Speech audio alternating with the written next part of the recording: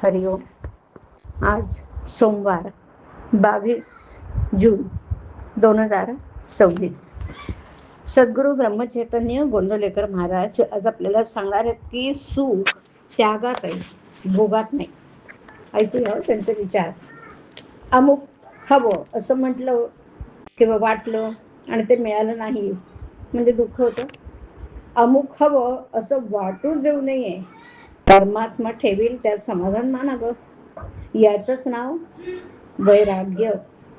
आपण विषयात बुडतो आणि पुन्हा विषयाचीच कास धरली तर आपण अधिकाधिक नाही का बुडणार.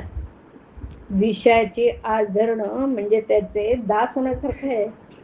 मनुष्य सुखाकरता धडपड करतो आणि अंती दुःखमय अशा विषयाची आशा करतो. सुख त्यागात आहे, भोगात नाही. हे पुष्कळांना पटत नाही.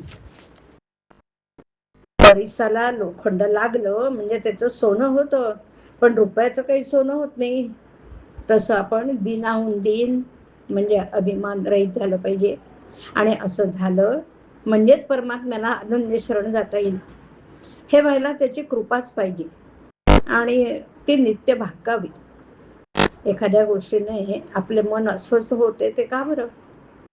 त्या गोष्टीला आपण सत्यत्व देतो म्हणून.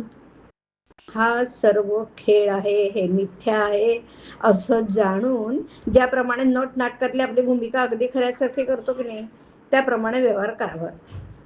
सुख समाधान सत्यामध्ये असं, मिथ्यात नाही. आजपर्यंत आपण विषय उपभोगले पण त्यात आपल्याला सुख झालं नाही. मग विषय मिथ्या आहेत याची भगवंताने तुम्हाला प्रचिती नाही का दिली? तरी सुद्धा तुम्ही या विषयातच प्रपंच कसा सुधारेल असं मला विचारता. याला काय म्हणावं? जे दुःखमयच आहे त्यात सुख कुठून येणार? 2 लहान मुले भातुकले खेळल्या. जी मुलगी गरीब होती तिने पोळ्या आणि गुळांबा केला, पण जी श्रीमंत होती तिने श्रीखंड बासुंदी केली. आणि मग पहिलीचा गुळंबा जितका पोट भरण्याला उपयोगी नाही तितकंच दुसरीचं श्रीखंडही उपयोगी नाही. तसं प्रपंचाचं खरंपण आहे. प्रपंच असण्यासाठी बायको मुलं यांची गरज आहेच असं नाही. जो दुसऱ्यावर अवलंबून असतो तो प्रपंचित असतो. म्हणून मनुष्य एकटा असला तरी प्रपंचित असतो. दुसऱ्यापासून सुख मिळवण्याचा प्रयत्न करणारा मनुष्य हा प्रपंच होय. 5 जण मिळून प्रपंच बनतो, त्यामध्ये प्रत्येक जण स्वार्थी असतो.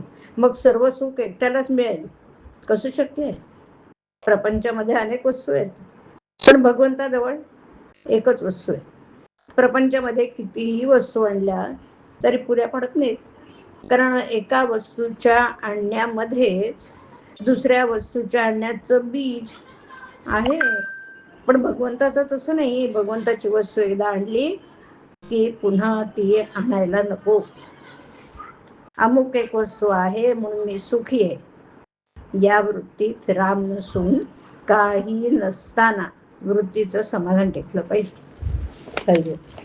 हरिओम तत्सत. हरिओम.